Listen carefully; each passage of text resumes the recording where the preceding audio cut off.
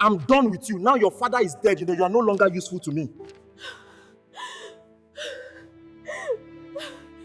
Emeka and I are together and I'm carrying his baby. But you are my friend. Your father kept me out of the company. Now that he's dead, I will take it all. The rain had stopped just in time for the funeral. St. Paul's Catholic Church in Ikoyi stood elegant and solemn, its white columns gleaming in the gray morning light. Black Mercedes and Range Rovers lined the streets. Lagos elite had come out in force to pay respects to Chief Okonkwo, the tech billionaire who had built Okonkwo Technologies from nothing into a 45 billion Nigerian nairas empire. Inside the church, Adana Okonkwo sat in the front pew, her hands trembling as they rested on her 6-month pregnant belly. At 28, she looked fragile in her black traditional mourning attire, her eyes swollen from 3 days of constant crying. Her father, her best friend, her mentor, her protector, was gone, killed in a car accident on 3rd Mainland Bridge 3 days ago. One moment he was driving to a business meeting. The next his Mercedes had crashed through the barrier and plunged into the lagoon. They recovered his body the next day. Adana's husband, Emeka Nwachukwu, sat beside her in an expensive black suit, looking appropriately somber. His hand rested on her shoulder, a gesture that everyone else appeared supportive, but Adana could feel the coldness in his touch. He'd been distant since her father died, constantly on his phone, taking mysterious calls in other rooms, but she'd attributed it to stress. Emeka ran his own business empire. Surely he was just overwhelmed trying to support her while managing his companies. The church was packed with over 500 people, politicians, businessmen, society women in elaborate black asoebi, traditional rulers. Even the governor of Lagos State sat 3 rows back. Chief Okonkwo had been a giant in Nigerian business, and everyone who was anyone had come to say goodbye. The priest finished his homily and gestured to Adana. The daughter of the deceased will now say a few words. Adana stood slowly, her pregnant belly making the movement awkward. She walked to the podium, her legs shaking. She gripped the wooden edges and looked out to sea of faces, some genuinely sad, others just performing the social obligation of attendance. She took a deep breath. My father, her voice cracked immediately. She swallowed, tried again. My father was the greatest man I've ever known. He built an empire, yes. He was successful, yes. But more than that, he was kind. He was generous. He believed in lifting others as he climbed. Tears streamed down her face. Several women in the congregation were crying too. When my mother died 8 years ago, he became both parents to me. He taught me everything, business integrity, how to stand strong in a world that often tries to knock women down. She placed a hand on her belly. I'm 6 months pregnant with his first grandchild, a grandson, and it breaks my heart that my father will never meet him. She looked at Emeka, who was staring at his phone. She continued, trying to ignore the sting of his disinterest. But I'm grateful, so grateful, that I have my husband Emeka to support me through this. He's been my rock these past 3 days. I don't know what I would do without him. She stepped down from the podium, walking back toward her seat. The congregation murmured sympathetically. The priest opened his mouth to continue the service. Then Emeka stood up. The church went quiet. Everyone looked at him, confused. This wasn't part of the program. Emeka walked to the center aisle and turned to face Adana. His face was cold, emotionless. He reached into his suit jacket and pulled out a manila envelope. I'm divorcing you, he said loudly, his voice echoing through the church. Effective immediately. The congregation gasped. Adana felt the world tilt. What? She whispered. You heard me. Emeka pulled papers from the envelope. Divorce papers. I'm done with you. Adana couldn't breathe. This had to be a nightmare. This couldn't be real. Emeka, what are you talking about? This is my father's funeral. I know exactly where we are. His voice was ice. And it's the perfect time, actually, because now that your father is dead, you're no longer useful to me. The church erupted in shocked whispers. Several people stood up. The priest was frozen in place, mouth open. I never loved you, Adana. Emeka's words cut like knives. I married you to get close to your father's business, to get access to Okonkwo technologies. But the old man was smarter than I thought. He never let me in, never trusted me enough to give me real control. Adana's legs gave out. She grabbed the pew to keep from falling. You're lying. We've been married 2 years. We're having a baby. A baby I never wanted. Emeka's cruelty was breathtaking. But don't worry. I'll pay child support if the courts force me. Otherwise, you and that bastard are on your own.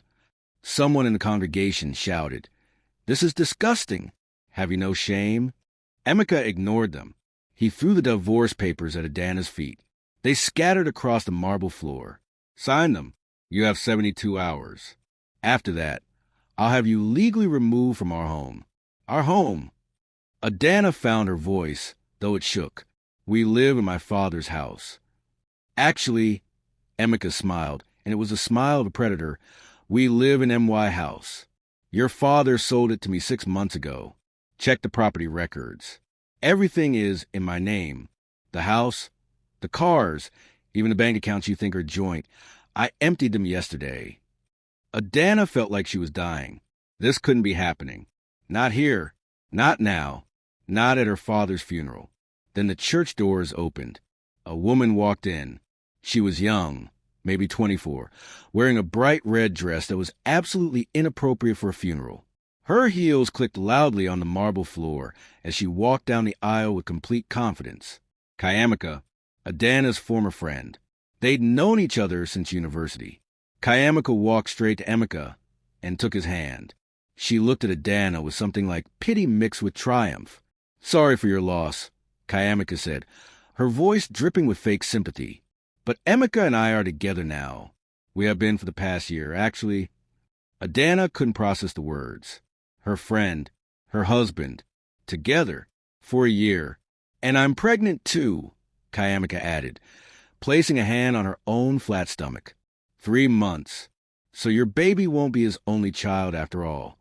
The church exploded with noise, people shouting, gasping, some woman screaming shameless. But Adana couldn't hear any of it over the roaring in her ears. Emeka leaned close to her, his breath hot against her ear. Your father kept me out of the company, but now he's dead, and I'll take it all. Every single share, every contract, everything he built. It's mine now. Something in his tone made Adana's blood run cold. What did you do? Emeka smiled. Nothing you can prove. Understanding crashed over her like a wave. The accident. His brakes failed. You. Sign the papers, Adana. Be grateful I'm letting you keep the bastard in your belly. He straightened up and gestured to 2 large men in suits, security guards. Escort her out. She's disturbing the funeral. This is M.Y. father's funeral. Adana screamed. You can't. But the guards grabbed her arms. She fought, trying to reach her father's casket. She needed to say goodbye. She needed one more moment. Papa, Papa, please. She was sobbing, struggling, but the guards were too strong. They dragged her up the aisle. The congregation parted like the Red Sea. Some people looked away in shame. Others stared in shock. No one helped. Emeka was too powerful, too connected, too dangerous. They threw her out the front doors. She stumbled down the church steps, 6 months pregnant, wearing mourning clothes, into the gray Lagos morning. And then the rain started again. Adana collapsed on the wet church steps, her black attire soaking through. She clutched her pregnant belly and sobbed. For her father lying in a casket she couldn't even reach, for her marriage that had been a lie, for a friend who betrayed her, for the future that had just been ripped away. Inside the church, through the closed doors, she could hear the service continuing. They were lowering her father's casket, and she wasn't even there. She tilted her face to the rain and sky. Papa, she whispered, I promise you, I swear on this baby's life, I will make him pay. I will take back everything he stole, and I will destroy him. Thunder rumbled overhead, and in that moment, soaked and shaking on church steps, Adana Okonkwo was no longer the naive, trusting woman who had walked into that funeral. She was someone new, someone harder, someone dangerous. Someone with nothing left to lose. Emeka divorced his pregnant wife at her father's funeral. He revealed he never loved her and was only using her to steal her father's company. And he did it with her former best friend standing beside him. Can you imagine the betrayal? What would you do if someone humiliated you like this at your parents' funeral? Drop your comments below. If you're angry at Emeka, smash that like button. Share this story with your friends and family. And don't forget to subscribe to African Tales by Zion and hit that notification bell, because the next chapter reveals Adana's fall from grace and a shocking discovery about her father's death. You don't want to miss it. 3 days after the funeral, Adana stood outside the Banana Island mansion she called home for 2 years, watching as security guards threw her belongings onto the driveway. Not even her belongings. Really, just a few suitcases of clothes and personal items. Everything else, the designer bags, the jewelry, the expensive furniture she'd chosen, Emeka had declared belonged to him, or to Kayamika now, his new woman, who was already moving into the master bedroom Adana had just been evicted from. Please, Adana begged the head security guard, a man named Uche who had once called her madam with respect. Just let me get my photo albums. My father's pictures. They're in the study. Olga said you take nothing else. Uche said, not meeting her eyes. Sorry, Ma. I'm just following orders. A black Range Rover pulled into the driveway. Kayamika stepped out wearing one of Adana's designer dresses, a red Versace that Adana had bought for their second wedding anniversary. The irony was like a knife twisting. Still here? Kayamika examined her manicured nails. Emeka said you'd be gone by noon. It's 2 p.m. You were my friend, Adana said quietly. How could you do this? Kayamika laughed. Friend? Adana, you were always so naive. We were never friends. You had everything. Rich father, successful company, this mansion. I had nothing. When Emeka approached me at your wedding anniversary party last year, offered me a chance to have what you had, I took it. That's called survival. You destroyed my marriage. No, sweetheart, your marriage was never real. Emeka never wanted you. He wanted your father's empire. Kayamika walked past her into the mansion, and now he has it, thanks to you being stupid enough to fall in love. The gate guard cleared his throat. Ma, you need to leave now, or we will call police. Adana looked at the mansion one last time, then at her 3 suitcases sitting on the driveway. Everything she owned in the world fit into 3 bags. She was 6 months pregnant, divorced, homeless, and alone. A taxi, she called earlier, pulled up. The driver helped her load the suitcases.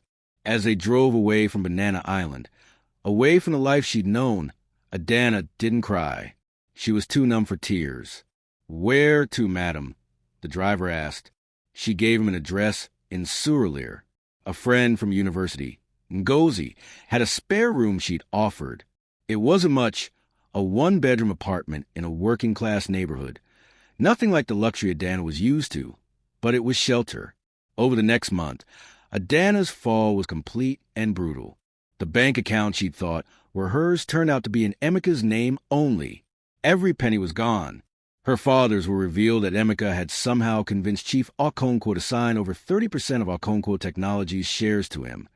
Forged signatures, Adana suspected, but she couldn't prove it, and the remaining 70% was tied up in legal battles with multiple parties claiming stake. Lagos Society, which had once embraced her as Chief Okonkwo's daughter, now whispered behind her back. The foolish pregnant woman abandoned at her father's funeral. She should have known a young handsome man like Emeka was only after her money. What kind of woman loses her husband at her father's burial? Her former friends stopped returning calls. Invitations to parties and events dried up. She was toxic now, associated with scandal and failure. Only 2 people stood by her.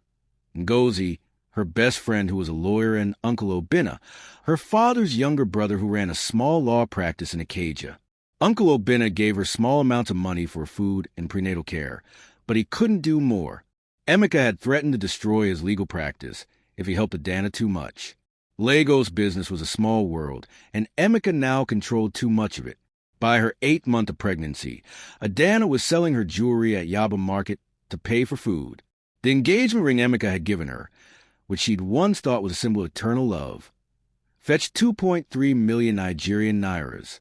It kept her alive for 3 months. The birth happened on a Wednesday night in November. Adana had been feeling contractions all day but couldn't afford a private hospital. Uncle Obinna took her to Lagos University Teaching Hospital in Idi Araba, a government hospital where the maternity ward was crowded, noisy, and chaotic. She gave birth alone. No husband, no mother, just an exhausted midwife who'd already delivered 6 babies that night. When they placed her son in her arms, Adana looked at his tiny face and saw Emeka staring back at her. The baby had his father's eyes, his nose, his mouth. She cried, not from joy, but from a complicated grief. This child was part of the man who destroyed her life, part of the man who'd murdered her father. But he was also hers alone, and she would love him fiercely. What's his name? The midwife asked. Chitty, Adana whispered. It means God exists, because even after everything, God still gave me this boy. She stayed in the hospital for 2 days, then took her son back to Ngozi's cramped apartment in Surulere. She learned to breastfeed. She learned to live on almost nothing. She learned what it meant to be truly poor in Lagos. Not the poverty of having 1 mansion instead of 2, but the poverty of wondering if you'd eat tomorrow. 2 months after Chitty's birth, Uncle Obinna came to visit. His face was grave. Adana, we need to talk. Privately. They stood on the small balcony overlooking the crowded Surulere street. Uncle Obinna handed her a folder. I've been investigating your father's death, he said quietly. Something never sat right with me about that accident. Adana opened the folder. Inside were photographs, documents, witness statements. The mechanic who serviced your father's car 3 days before he died? I found him. He works at a garage in Acadia. Uncle Obinna pointed to a photograph of a thin man with nervous eyes. I paid him to talk. He said someone came to him 2 weeks before the accident. Paid him 5 million Nigerian nairas to cut the brake lines on Chief Okonkwo's Mercedes. Adana's hand started shaking. Who paid him? He couldn't identify the person directly, but he had security camera footage. Uncle Obinna showed her a grainy CCTV image. That's Emeka's personal assistant, his right-hand man, the man who handles all his dirty work. The world stopped spinning. Adana stared at the proof in her hands. Emeka didn't just steal your father's company, Uncle Obinna said softly. He murdered your father to get it. Adana felt something break inside her, and then something else grow cold and hard in its place. We have to go to the police, she whispered. With what? A mechanic who was paid to commit a crime? Who'll say he was lying to get money from us? And Emeka owns half the judges and police commissioners in Lagos. You know this. Uncle Obinna gripped her shoulders. If we move against him now, with you powerless and broke, he'll crush us. We need to be smarter. So he just gets away with it? He murders my father, steals his company, ruins my life, and faces no consequences. Not no consequences. Uncle. Obinna's eyes were hard. Strategic consequences. Adana, you're young. You're smart. Your father taught you business. You have time on your side. He glanced at baby Chitty sleeping inside. You have motivation. Rebuild yourself. Make yourself powerful. Then take him down the way he took down your father, from a position of strength, not weakness. How? I have nothing. No money, no connections, nothing. You have me. I have some savings. Nigerian naira 8 million. I've been putting aside for retirement. I'll give it to you. Uncle Obinna squeezed her hands. Leave Lagos. Go somewhere you can start fresh. Study. Build your skills. Make connections. Come back when you're ready to fight properly. This isn't giving up, Adana. This is strategy. Adana looked at her sleeping son, looked at the evidence of murder in her hands, looked at the small apartment that represented how far she'd fallen. Uncle Obinna was right. She couldn't fight Emeka now. He'd destroy her completely. But as she disappeared, rebuilt, returned stronger. I have friends in London, she said slowly, from university. They have spare rooms, connections to jobs. Good. Go there. Take the boy. make a new life, but never forget what Emeka took from you. And when you're ready, when you're powerful enough, come back and destroy him. 3 weeks later, Adana stood at Murtala Muhammad International Airport with baby Chitty strapped to her chest and a single suitcase containing everything she owned. She looked out at the Lagos skyline through the airport windows, the city that had been her home for 28 years, the city where her father built an empire, the city where she'd been humiliated and broken. "I'll be back," she whispered to sleeping Chitty. "And when I return, Emeka and Nwachukwu will lose everything just like he made us lose everything. I promise you, my son. I promise your grandfather." The boarding call came over the intercom. Adana walked toward the gate, toward London, toward an uncertain future. But for the first time since her father's funeral, she felt something other than grief and despair. She felt purpose. She felt rage. And rage, properly channeled, could move mountains. Adana lost everything. Her home, her money, her father's company. She had to give birth in a government hospital alone. But Uncle Obinna discovered the truth. Emeka murdered her father. He cut the brake lines. He's not just a thief, he's a killer. But Adana can't fight him yet. So she's leaving Lagos for London to rebuild herself. Will she succeed?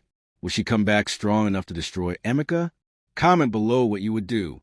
Like this video if you believe in comeback stories. Share with your friends. And subscribe to African Tales by Zion. Turn on that notification bell, because the next chapter shows Adana's 5-year transformation from broken woman to powerful CEO. You have to see it. The alarm went off at 5:30 a.m. Adana Okonkwo, or rather, Adana Obi as she now called herself, was already awake, going through quarterly reports for her investment portfolio. She sat at the small desk in her Canary Wharf flat, her MacBook glowing in the pre-dawn darkness. Numbers scrolled across the screen. Stock prices, bond yields, real estate values. She'd learned to read these numbers the way her father once taught her to read balance sheets. In the bedroom, she could hear 5-year-old Chitty stirring. He'd be awake soon, wanting breakfast in his school uniform. But first, Adana had 15 minutes to finish reviewing Phoenix Capital's holdings. Phoenix Capital was the investment fund she created 2 years ago, using a shell company registered in the Cayman Islands, with investors from London, Dubai, and Singapore. No one knew Adana Okonkwo from Lagos was behind it. That was exactly the point. Phoenix Capital now had 4.2 billion Nigerian nairas in assets under management, and 15% of those assets were invested in one company, Nwachukwu Tech Empire. The company formerly known as Okonkwo Technologies before Emeka had renamed it after himself. She'd been buying shares slowly for the past 18 months. 1,000 here, 5,000 there, through dozens of shell companies and international brokers. No single purchase large enough to trigger attention, but collectively, she now owned 15% of the company her father had built, the company Emeka had stolen by murdering her father. "Mummy," Chitty appeared in the doorway, rubbing his eyes. He was tall for 5, with Emeka's features, but Adana's intelligence shining in his eyes. "I'm hungry." Adana closed her laptop and smiled, the first real smile of her morning. "Good morning, my love. Want pancakes?" "Yes, please." "With Nutella?" "With Nutella," she agreed, as she made breakfast in their small but modern kitchen. Adana reflected on the 5 years since she'd left Lagos. The first year had been the hardest. She'd stayed with her university friend Amara in a cramped flat in Stratford, working 3 jobs, cleaning offices at night, working retail during the day, and doing freelance bookkeeping in whatever hours remained. While Chitty slept, she'd studied online courses in business administration and corporate finance. She'd sent CVs to 200 companies, got 3 interviews. No offers. Overqualified, they said. What they meant was, you're an African woman with a baby and a gap in your CV. We don't trust you. The second year, she'd enrolled in London Business School for her master's degree, using Uncle Obinna's 8 million Nigerian nairas, about 15,000 pounds, plus student loans. She'd studied 16 hours a day while caring for a toddler. She'd missed Chitty's first words because she was in class. She'd missed his second birthday because she was taking exams. But she graduated top of her class. The third year, she landed an analyst position at Sterling Investment Partners, a mid-sized private equity firm in Canary Wharf. Her boss, Richard Hughes, was impressed by her ability to analyze African markets, something his all-white, all-British team couldn't do.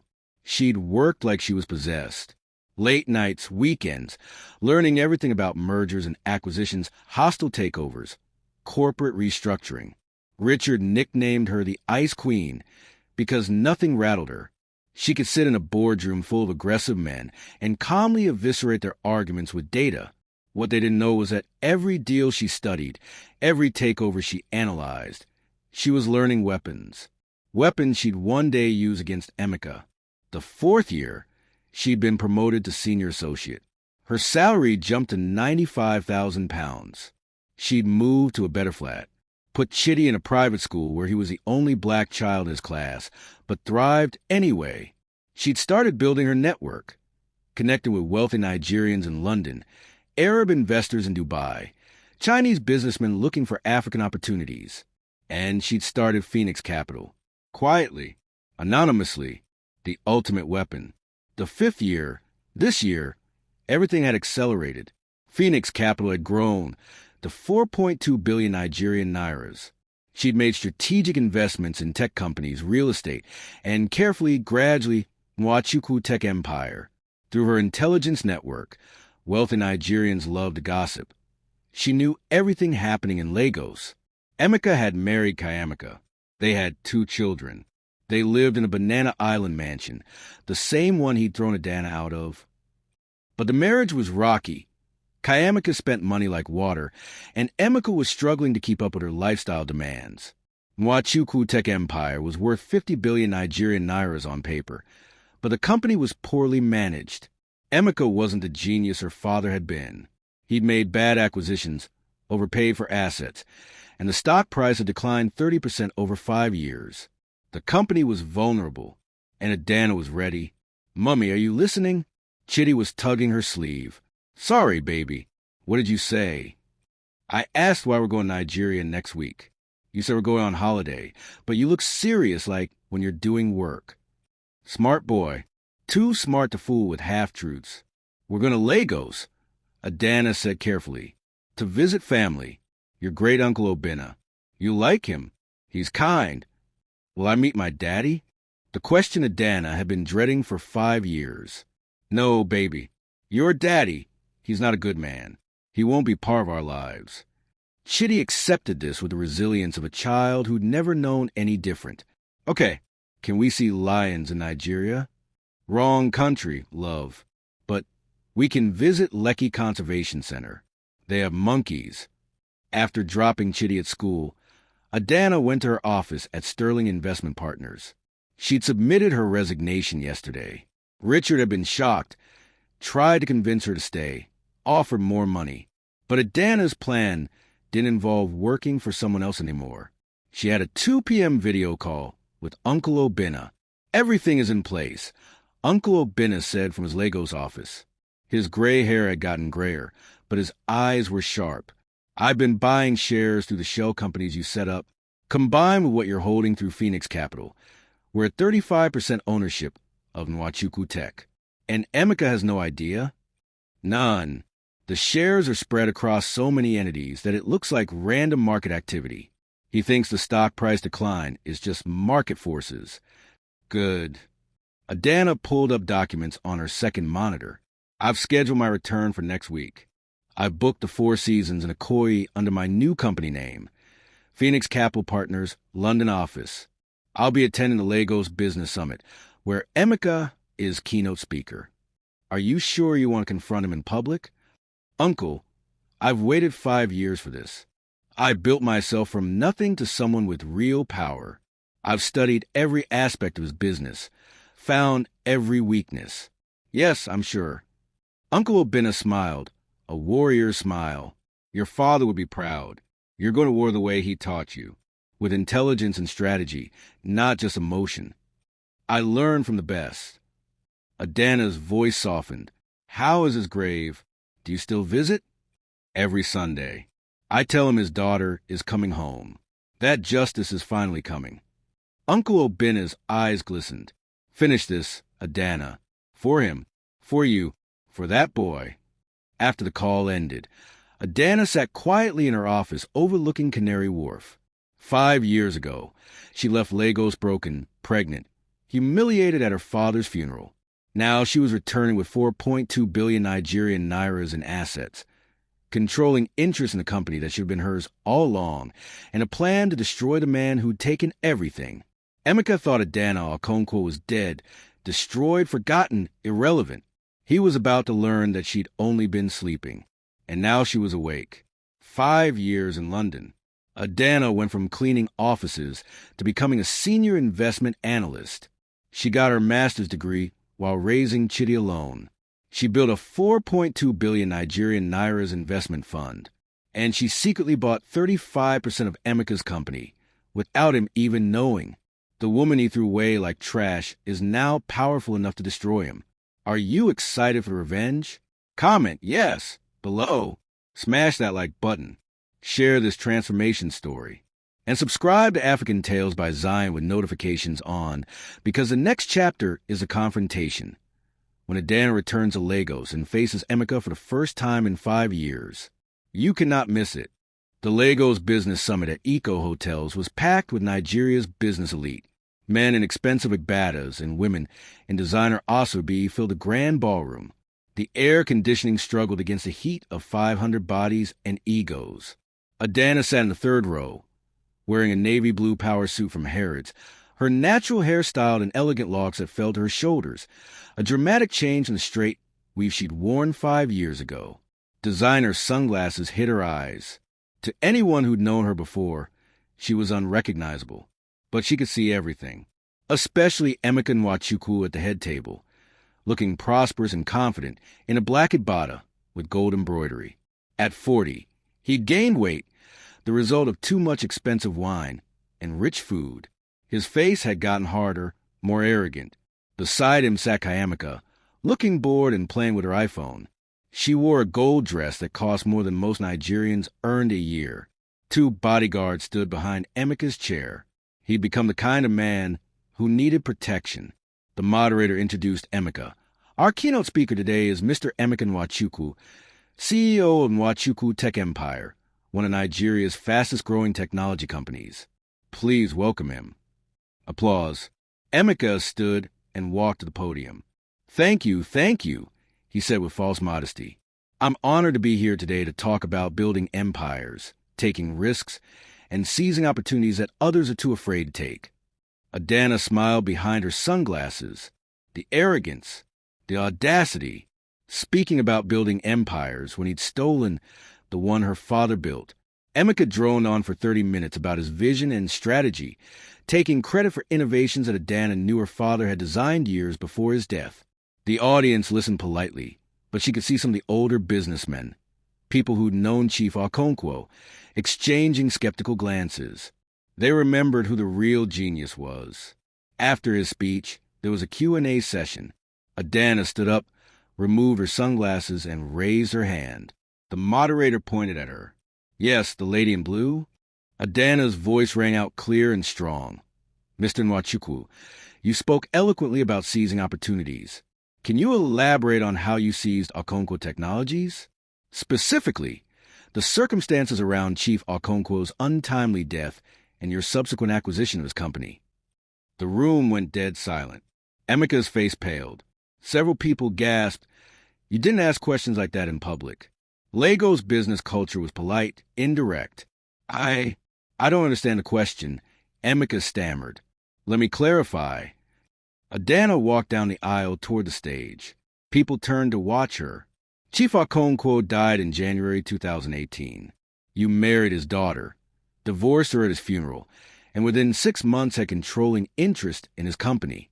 Some might call that convenient timing. Emeka's face went from pale to red. Who are you? This is inappropriate. My name is Adana Obi, representing Phoenix Capital Partners from London. We're a major investor in African tech companies, including yours. She reached the stage and pulled documents from her portfolio. And I have some concerning questions about financial irregularities in Nwachukwu Tech Empire. The moderator tried to intervene. Ma'am, this is not the time for... Actually, it's the perfect time. Adana handed papers to the moderator. These are publicly filed documents showing that Mr. Nwachukwu has embezzled over 3 billion Nigerian nairas from his own company through fake contracts and shell companies. The board of directors might be interested to know their CEO is a thief. Chaos erupted. Journalists rushed forward. Camera flashes went off. Emeka was shouting, "This is slander! Lies!" Security removed this woman. But Adana wasn't done. She turned to address the entire room. I'm also here to announce that Phoenix Capital, in partnership with several international investors, now owns 45% of Nwachukwu Tech Empire. We are calling for an emergency board meeting tomorrow to vote on new leadership. Emeka's eyes widened with recognition and horror. Adana?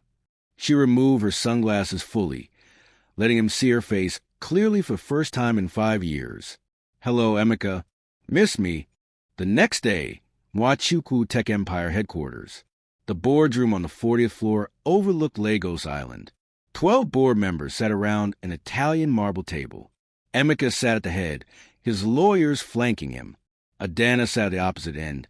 Uncle Obinna beside her as legal counsel. This is outrageous. Emeka slammed his hand on the table. You can't just waltz in here after 5 years and try to take my company. Your company? Adana's voice was ice. This company was built by my father. You stole it through fraud and murder. Murder? You're insane. My lawyers will destroy you for defamation. Please do sue me. Adana smiled. Because then we'll have a legal discovery process where I can subpoena all your records, including the 5 million Nigerian nairas you paid a mechanic named Ibrahim Musa to cut my father's brake lines. Emeka's face went white. Several board members gasped. Uncle Obinna stood up and distributed folders to everyone. Inside, you'll find sworn testimony from Ibrahim Musa, CCTV footage showing Mr. Nwachukwu's personal assistant visiting the mechanic 2 weeks before Chief Okonkwo's death, and bank records showing the payment trail. This is fabricated. Emeka shouted, Is it? Adana opened her own folder, then explained these text messages between you and your assistant discussing taking care of the old man problem. Or these emails showing you forged Chief Okonkwo's signature on share transfer documents. Or this recorded conversation where you told Emeka you'd done what needed to be done to get the company. She placed a small recording device on the table and pressed play. Emeka's voice filled the room. I did what I had to do. The old bastard would never have given me control otherwise. Now he's gone and everything is mine. The board members looked horrified. One elderly man, Chief Adebayo, who'd been her father's friend, stood up. I move that we vote immediately on removing Emeka Nwachukwu as CEO for gross misconduct, fraud, and suspected involvement in Chief Okonkwo's death. Seconded, said another board member. You can't do this. Emeka was on his feet, face red with rage. I own 32%. I have the largest single stake. Actually, Adana said calmly, I own 45%, which means I have the largest stake, and I'm voting for your removal. The vote was 8-2 in favor of removal. 2 of Emeka's cronies voted against, but it didn't matter. The motion passes, Chief Adebayo announced. Emeka Nwachukwu is hereby removed as CEO. We move to appoint Adana Okonkwo as interim CEO, to be confirmed at next month's general meeting. No. Emeka was screaming now. This is my company. I built this. You built nothing, Adana said, standing. My father built this, and now I'm taking it back. Security, please escort Mr. Nwachukwu from the premises. 2 guards entered. Emeka tried to fight them off, but they were professionals. They grabbed his arms. As they dragged him toward the door, he locked eyes with Adana. You think you've won? I'll destroy you. I'll take everything from you again. You can't take what you don't have, Adana said quietly. You've already lost, Emeka. You just don't know it yet.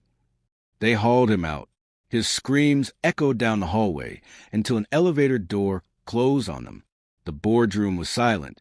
Then Chief Adebayo approached Adana. Your father would be proud, he said, his old eyes wet with tears. He always said you had his mind for business. I wish he was here to see this.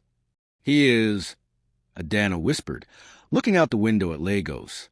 He's watching, and he knows justice finally came. That night, Uncle Obina filed criminal charges: fraud, embezzlement, conspiracy to commit murder. With Emeka no longer protected by wealth and power, the police arrested him at his Banana Island mansion. The perp walk was broadcast on every news channel. Emeka in handcuffs, being shoved into a police van, screaming about injustice. Lagos society, which had mocked Adana 5 years ago, now called her hero, the daughter who brought down her father's killer. Justice served cold. Never underestimate a woman's revenge. Adana didn't care what they called her. She only cared that her father could rest now. She stood in her father's old office, her office now, looking at Lagos through floor-to-ceiling windows. Her phone buzzed. A text from Kayamika. "You destroyed my life. I hope you're happy." Adana deleted it without responding. Kayamika had made her choices. Another text, this one from Chitty.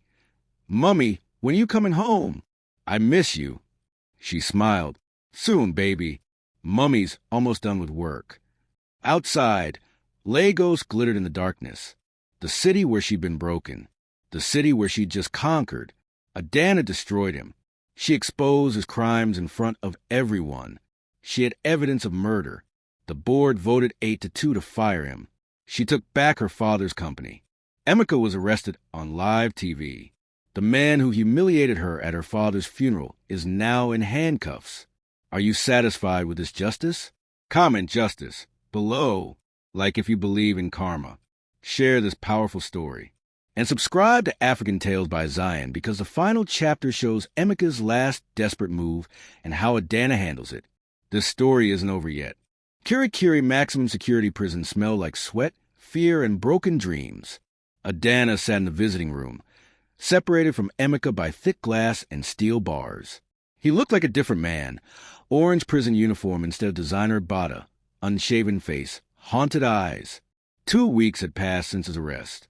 His bail had been denied after the prosecution argued he was a flight risk. The murder trial was set for 3 months from now. Emeka picked up the phone on his side of the glass. Adana picked up hers. "Why are you here?" His voice was hoarse. "I want to see you in person, to look you in the eye and make sure you understand what happened. What happened is you destroyed me. You took everything." "No, Emeka. I took back what you stole. There's a difference." He laughed bitterly. "You're just like me, ruthless, cold, willing to do anything for power. I'm nothing like you. I didn't kill anyone. I didn't betray someone who loved me. I built myself from nothing while raising a child alone. You stole from a dead man." "That boy," Emeka leaned forward. "He's mine, isn't he? My son." Adana's expression didn't change. "His name is Chitty. And yes, biologically, he's your son, but you're not his father. You never will be. I have rights. You have nothing. You're going to prison for 25 years minimum for murder, maybe longer if they add the fraud and embezzlement charges. By the time you get out, Chitty will be 30, and he'll know exactly what kind of man you are." Emeka's face crumpled. For the first time since she'd known him, he looked genuinely devastated. "Please, Adana, don't take my son from me. He's all I have left. You should have thought about that before you threw me out of your house while I was pregnant, before you divorced me at my father's funeral in front of 500 people, before you murdered my father. I'm sorry." Emeka was crying now, tears streaming down his face. "I know I was wrong. I was greedy. I wanted power so badly I lost my soul. But please, don't punish an innocent child by keeping him from his father. I'm not punishing Chitty. I'm protecting him from a murderer. I'll change. In prison, I'll become better. I'll study, I'll reform, Words are cheap, Emeka. You told me you loved me while planning to betray me. Why should I believe anything you say now?" Silence. Emeka slumped in his chair. Then he looked up, and something in his expression had changed. The desperation was gone, replaced by cold calculation. If I can't have my son, I'll make sure you can't have peace either. I still have connections. People owe me favors. You think you're safe, but... Adana laughed. Are you threatening me? From prison? Emeka, you really don't understand how completely you've lost. I'm just saying. No, let me say something. Adana leaned forward. If anything happens to me or my son, I have lawyers who will release evidence not just to the police, but to the media. Evidence of everything you've ever done. Every bribe, every threat, every crime. You'll spend the rest of your life in solitary confinement. Emeka's bluff collapsed. You wouldn't. Try me. Her voice was pure steel. I survived being homeless and pregnant in Lagos. I worked 3 jobs while going to business school. I rebuilt myself from nothing into someone who just took a 50 billion Nigerian nairas company from you. Do you really think I'm afraid of your empty threats? She stood up to leave. Wait, Emeka said. Just tell me one thing. If I hadn't betrayed you, if I'd actually loved you and been a good husband, would we have been happy? Could we have built something real together? Adana looked at him for a long moment. I don't know, Emeka, because you never gave us that chance. You were too busy plotting my father's murder to ever consider loving me. She hung up the phone and walked out. She didn't look back. 5 years later, 2023, the renovated headquarters of Okonkwo Technologies stood gleaming in a Victoria Island sunset. Adana had restored her father's original company name, rebuilt the corporate culture, and expanded into 5 new African countries. The company was now worth 100 billion Nigerian nairas, double what had been under Emeka's mismanagement. Forbes Africa had just named her CEO of the Year. The Nigerian president had given her a national honor for excellence in business leadership. But the achievement that mattered most was the private one. Adana stood in the cemetery in Ikoyi at her father's grave.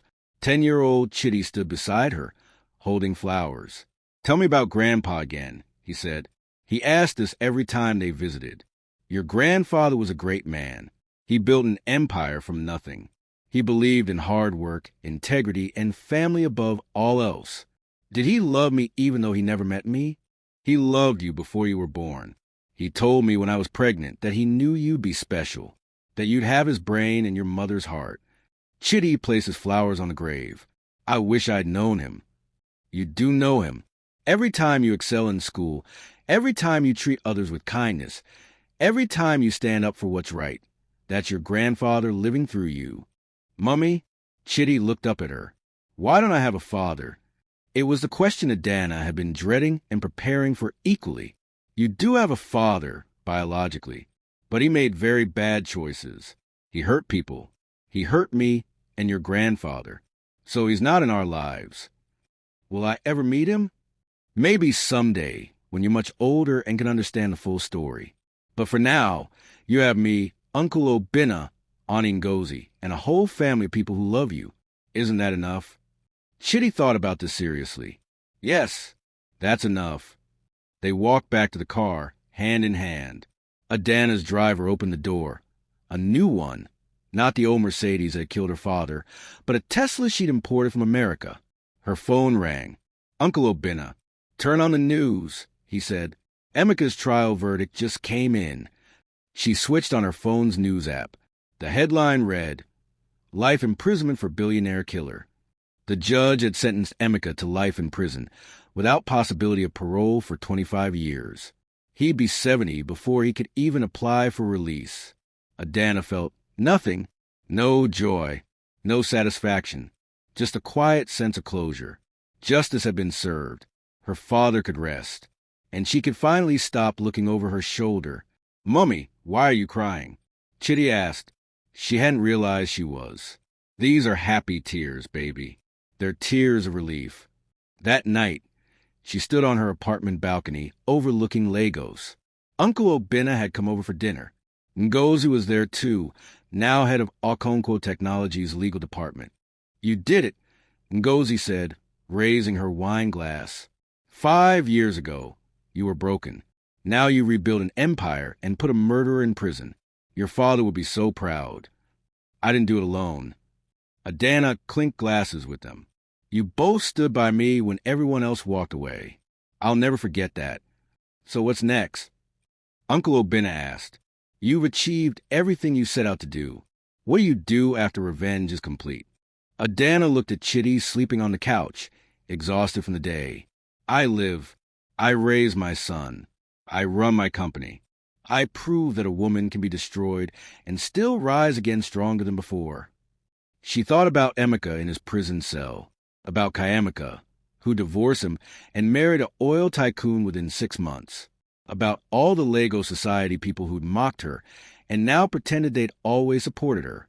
You know what the best revenge really is? Adana said softly, not just taking back what was stolen, but building something even better than what you lost, showing everyone who counted you out that they were wrong. So you forgive him? Ngozi asked, I don't know if I'll ever forgive him for murdering my father, but I've learned that forgiveness isn't for the person who wronged you. It's for yourself, so you can stop carrying the weight of rage.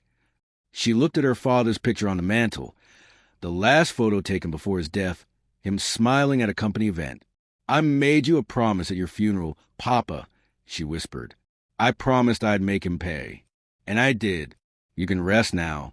Outside, Lagos hummed with its usual chaos. Traffic, noise, millions of lives being lived simultaneously. Somewhere in that city, in Kirikiri prison, Emeka lay on a thin mattress, staring at the ceiling, living with the consequences of his greed. But Adana was done thinking about him. She had a son to raise, a company to run, and a future to build. The woman who'd been thrown out of her father's funeral in the rain 6 years ago no longer existed. In her place stood someone stronger, someone who'd learned that the greatest revenge isn't destroying your enemy. It's becoming someone so successful, so powerful, so happy that your enemy becomes irrelevant. Adana Okonkwo had risen from the ashes, and she was done being knocked down. The end. Emeka got life in prison. Adana rebuilt her father's company, and it's worth 100 billion Nigerian nairas. She's CEO of the year. Chitty is 10 years old, happy and successful. Adana chose peace over continued rage. This is the ultimate comeback story, from being divorced while pregnant at a funeral to becoming one of Nigeria's most powerful CEOs. What did you learn from Adana's story? Comment below. If this story inspired you, smash that like button. Share with everyone who needs to hear that you can rise from rock bottom. And subscribe to African Tales by Zion with notifications on for more powerful stories of resilience, revenge, and redemption. Remember, never underestimate a woman who's been knocked down. She might come back as a queen. Thank you for watching, and see you in the next incredible story.